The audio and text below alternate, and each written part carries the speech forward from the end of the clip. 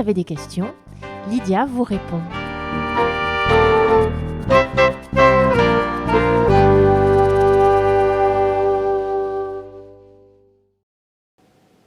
Bonsoir Lydia. Bonsoir Jacqueline. Alors je me demandais vraiment pourquoi, quand je me suis trouvée devant la personne atteinte d'Alzheimer que je vois régulièrement et qui m'a toujours reconnue, je me suis trouvée comme paralysée le jour où elle ne m'a pas reconnue. Je n'avais plus accès aux informations que tu nous avais enseignées. C'était comme si mon cerveau avait été incapable d'accéder à ces informations, comme s'il avait été annihilé. C'est une bonne question, très importante, parce que ça va au-delà de toi, la bénévole. Ça touche certainement toutes ces filles et fils ou proches de quelqu'un qui perd la mémoire, qui a une maladie genre Alzheimer. Et le jour où on n'est plus reconnu, il y a un effet intérieur qui peut être vraiment comme une explosion, un choc. Et que je pense c'est ce qui s'est passé pour toi. Tu as été en état de choc. Et je le connais parce que j'ai été dans cette situation d'état de choc quand ma mère ne m'a plus reconnue. Et c'était une violence telle que effectivement le cerveau ne fonctionne plus. Moi, je ne trouvais plus la sortie de l'hôpital après cet événement. Tellement ça m'a bouleversée et j'étais dans un autre état de conscience. Donc, à ce moment-là, notre intellect, le mental, ne fonctionne plus. On est pris par ce choc et l'émotion, évidemment, derrière, qui rend incapable à ce moment de réagir comme on dit un adulte réagit.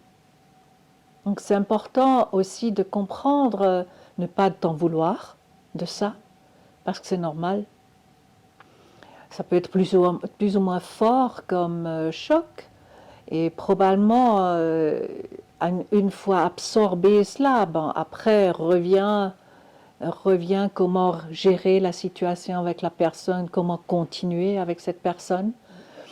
Donc, je crois que c'est important que tu puisses simplement reconnaître, voilà, moi j'ai été submergée par quelque chose d'inattendu, parce que ça n'est jamais arrivé avant. Et tu n'y pensais peut-être même pas que ça puisse arriver, tu vois. Et du fait que ça arrive, voilà, nous sommes comme bloqués. Ok, est-ce que c'est suffisant pour toi? Non, je me demandais si ça devait revenir, si ça devait, parce que depuis, la personne me reconnaît. Elle a retrouvé de nouveau. Oui, elle me reconnaît. C'est juste temporaire, oui. Parce que j'avais cru comprendre surtout qu'il y avait une histoire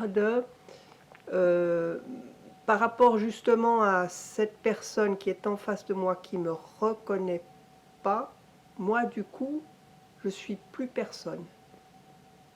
Il me semble que tu m'avais expliqué quelque chose comme ça. Mais oui, parce que dès qu'il n'y a plus de reconnaissance de toi, elle ne te reconnaît plus que tu es Jacqueline.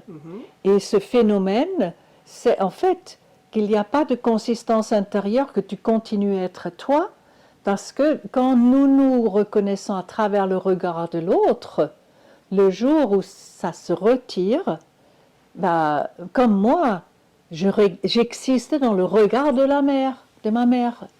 Et après, mon travail thérapeutique a été de me récupérer, que j'existe, même si ma mère ne me reconnaît plus, tu vois. Et donc, on a à trouver quelque chose de ce regard intérieur pour soi. J'existe, moi, en dehors du regard de l'autre, tu vois.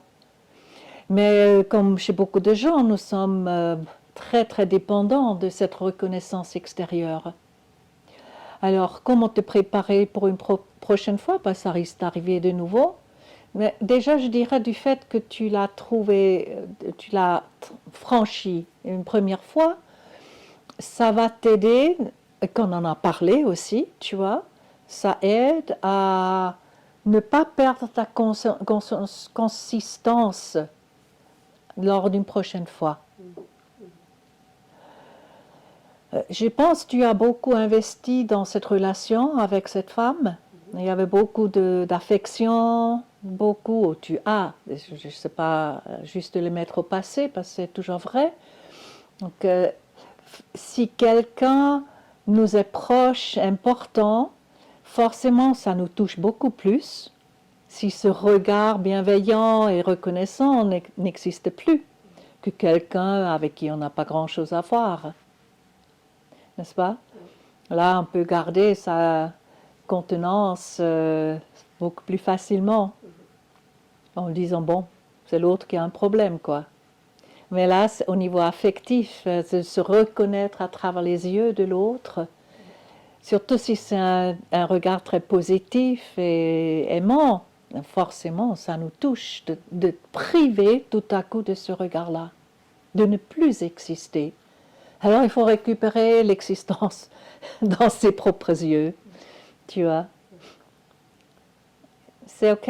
C'est OK. Merci Lydia. Super.